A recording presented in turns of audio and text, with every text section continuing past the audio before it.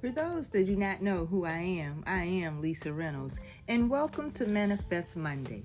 Today we're diving into essential legal protections for your business, from trademarks and copyrights to DBAs, and understanding the levels of protection available to you, from your local city to your federal government.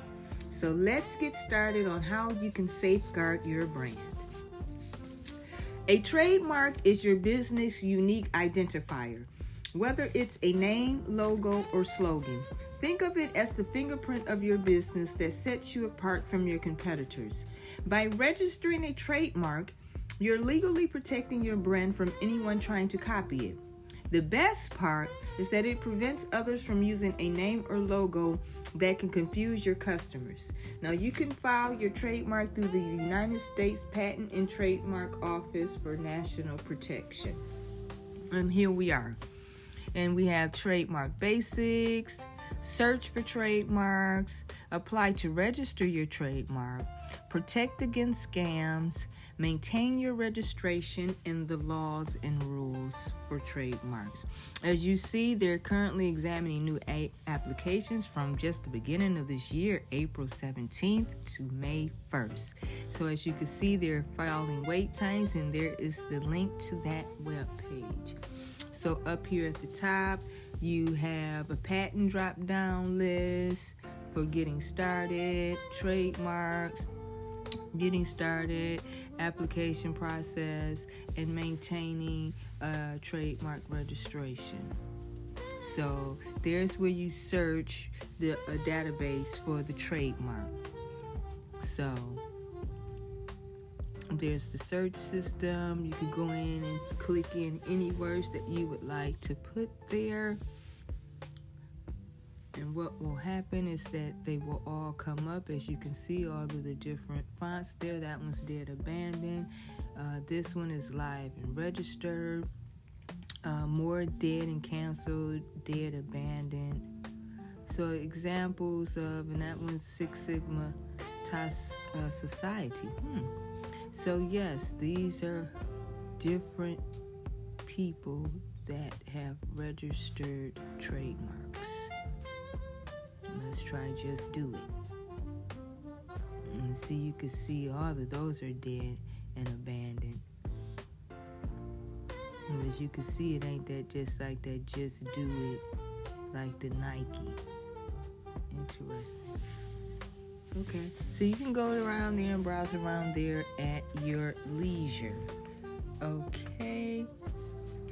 So, did you know that you can protect your brand locally by registering a state trademark? State trademarks are perfect for businesses operating within a single state. The process is simpler and more affordable than federal registration, with the fees ranging from just $50 to $150 depending on your state. While it doesn't provide nationwide protection, it secures your rights within your state and allows you to use the TM symbol. So are you ready to safeguard your brand? You start at your state's trademark office and take the first step towards securing your business future. So as you can see, I have the drop down here of what's required for the state and what is required for the federal, and the advantages and disadvantages of both. We already went through this here. Basically everything I said. And which should you choose? If your business is strictly local, a state trademark may suffice. If you plan to expand beyond your state or operate online, a federal trademark is more beneficial for you. So again, just go over them and see which one fits your need. So the cost of local state trademarks, we already talked about. They range from $50 to $100. You need to check with your state's office. Now, the use of the TM symbol. Yes, you can use the TM trademark symbol as soon as you start using your mark in connection with your goods or services without formal registration, right? And it signifies your intent to protect the mark, but does not grant legal ownership or protect like the ARA symbol or trademark. Now, the use of the registered trademark symbol. If your trademark is federally registered with the United States Patent and Trademark Office, without federal registration can result in legal penalties, people. So now registering at a state level involves the steps here to go visit the website, conduct a trademark search, obtain the application form, prepare your materials, and these are the things that you will need, and to also notarize the application as well. Okay, so we're going to go over to the website with the trademark information, and that's the state's website, and those are the links. Now, this is Michigan. This is just an example of how you can go to your state's website and search for your information, because every state is different. So this is the link here for Michigan. These are all of the forms. As you can see, there's a list of registered marks there where you can search and see all of the trademarks and service marks that have been reported since 2017. So there you have it.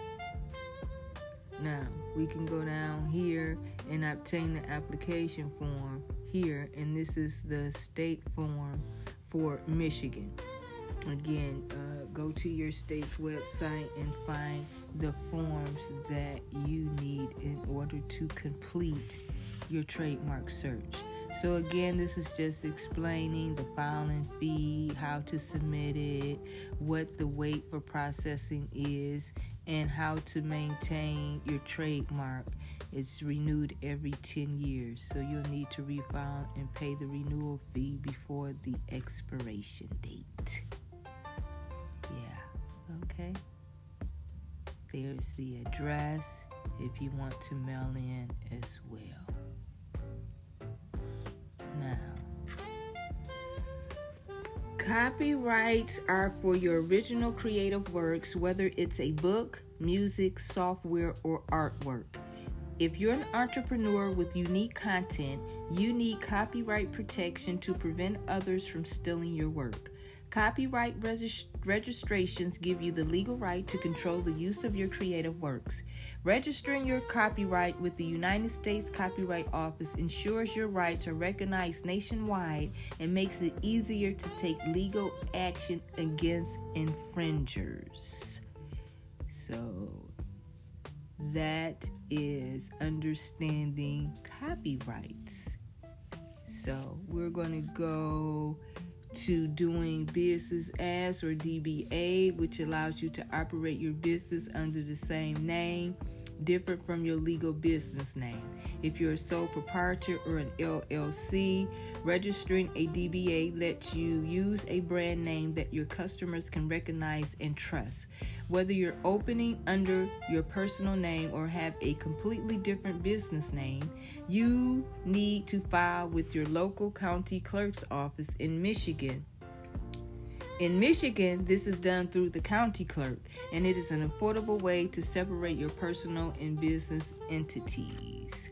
So to file a DBA with your local clerk's office, the process may vary slightly depending on your location. So here's a step-by-step guide, and we're going to use Michigan, Wayne County as an example. So you have to find out if you have the need for the DBA. You can locate your local clerk's office, search for your name, and then complete the required forms. So we're going to go to the Wayne County website in Michigan, and we're going to search for clerk, because that is where this form is. So we're going to scroll through the search, and we're going to find the home page of the county clerk, and there it is. So we click there, and we scroll down until we find what it is that we're looking for, and voila, assumed names, DBA. And here we have, you do not require an appointment. It's completely mail-in process.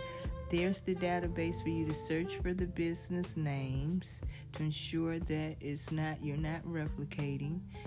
There are the terms for doing the DBA, as well as how to apply for it, and it must be notarized prior to mailing it.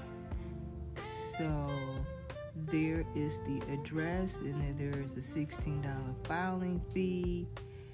There's more information in regards to how it works, tax ID and licensing links, sales tax number information, and if you're doing business in Detroit only.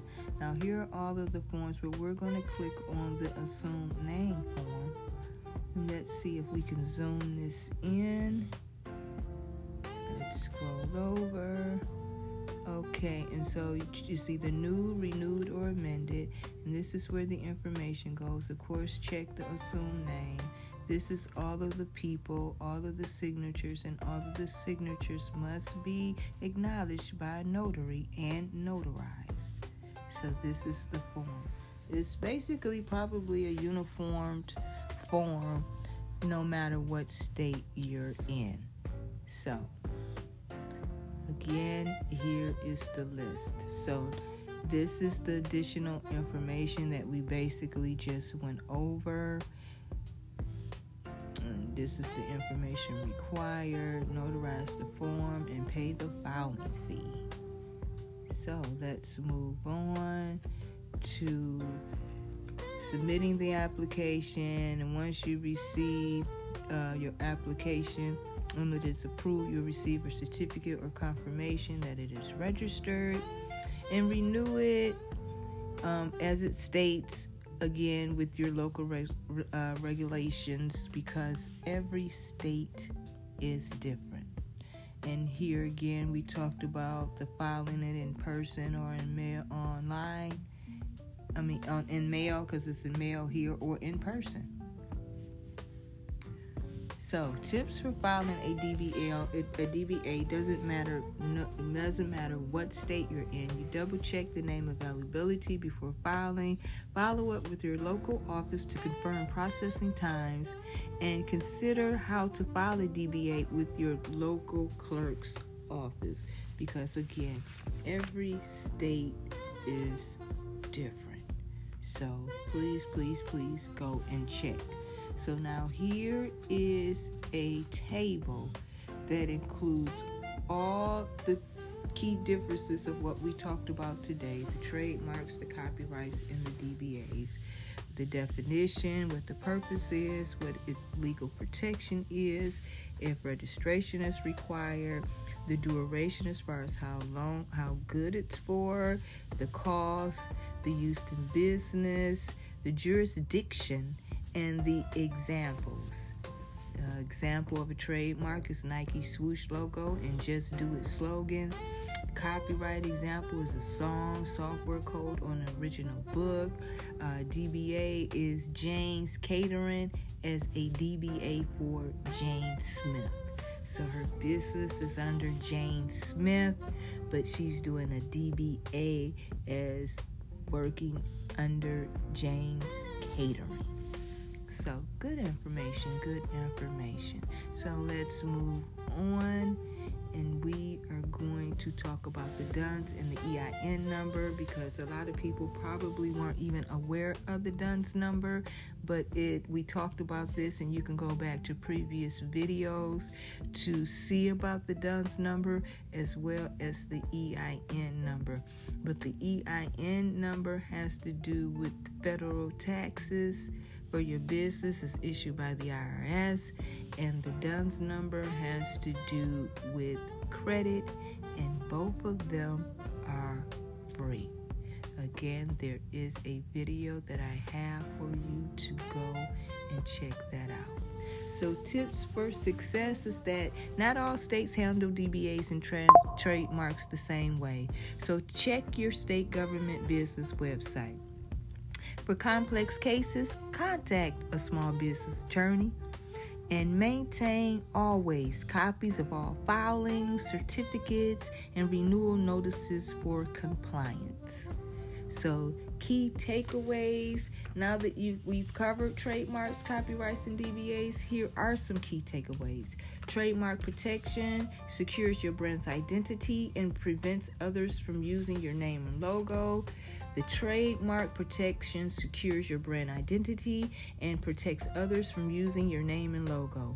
The copyright ensures your original works are protected from unauthorized use, and the DBA filing lets you operate under a business name that resonates with your customers, separate from your legal name. And remember that the sooner you protect your brand legally, the safer your business will be from imitators and competitors. So next week on Manifest Monday, we'll be diving into an essential topic for any business owner: personal credit versus business credit. You'll learn the key differences between personal and business credit, how each one affects your ability to get loans or financing, and why it's crucial to keep them separate. We'll also talk about how a personal guarantee, a PG, works when your business credit isn't strong enough, and how to build strong credit for both yourself and your business. So stay tuned for next week's deep dive into personal credit and business credit. Thank you so much for joining today's Manifest Monday. Protecting your brand is the first step in setting yourself up for success. And now you're armed with the knowledge to get it started. So see you next week for another episode of Manifest Mondays. Peace. I'm out.